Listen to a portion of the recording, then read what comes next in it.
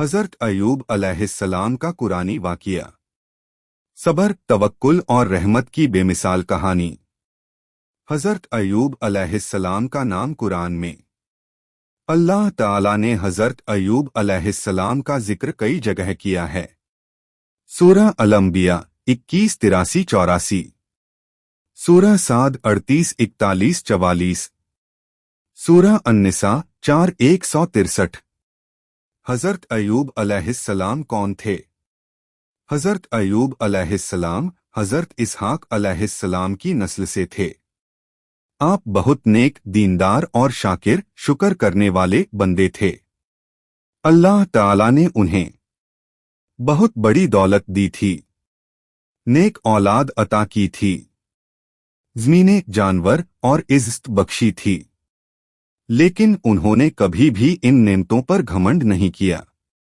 हर वक्त सजदे में रहते, जिक्र में लगे रहते और गरीबों की मदद करते। शैतान का वहम और अल्लाह की आजमाइश।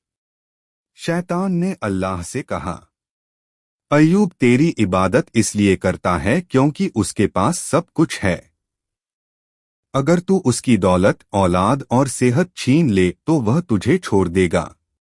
अल्लाह ताला ने इजाजत दी क्योंकि उन्हें अपने नेक बंदे अय्यूब अलैहिस्सलाम पर पूरा भरोसा था। आजमाइश का सिलसिला शुरू।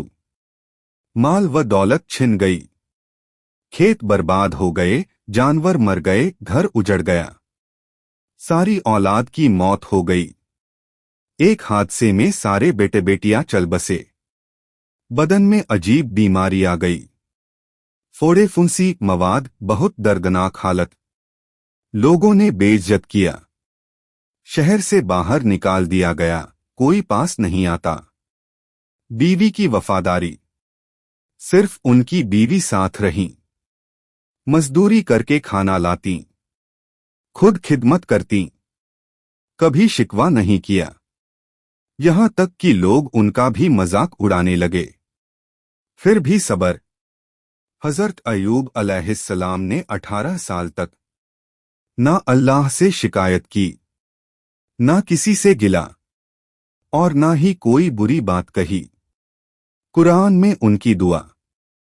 जब तकलीफ हद से बढ़ गई तब उन्होंने बेहद अदब से कहा, और अय्यूब को याद करो जब उसने अपने रब को पुकारा, मुझे तकलीफ पहुंची है और तू सबसे बढ़कर रहम करने वाला है। सूरह अल-अंबिया 21-83। अल्लाह की रहमत। तो हमने उसकी पुकार कबूल की, उसकी तकलीफ दूर कर दी और उसे उसका परिवार और उनके जैसे और भी अता कर दिए। यह हमारी तरफ से रहमत थी। सूरह अल-अंबिया 2184। शिफा का चश्मा। अल्लाह ताला ने हज़रत अय्यूब अलैहिस्सलाम से फरमाया, अपना पाँव ज़मीन पर मारो, वहां से एक ठंडा चश्मा निकलेगा जिससे नहाना भी है और पीना भी। सूरह साद 38-42। नहाने से बाहरी बीमारी ठीक हो गई, पीने से भीतरूनी बीमारी भी दूर हो गई। वो दोबारा सेहतमंद और जवान हो गए। नेमतों की बहाली। अल्लाह ने उन्हें उनका पूरा परिवार लौटाया और उतना ही और दिया, यानी दोगुना। दौलत और इज्जत फिर से बहाल हो गई। सब्र का इनाम। अल्लाह ताला ने सूरह साद में फरमाया, हमने उसे सब्र करने वाला पाया।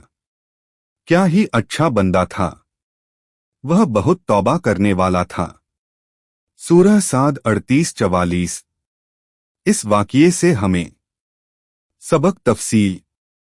सब्र। हर मुसीबत में अल्लाह पर यकीन और सब्र रखना चाहिए।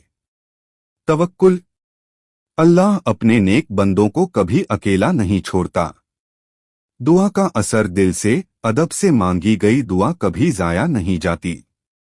बीवी का किरदार, बीवी का साथ और सब्र भी इम्तिहान में बहुत अहमियत रखता है। नेमतों का शुक्र। जब अल्लाह नेमतें दे तब घमंड नहीं बल्कि शुक्र अदा करना चाहिए।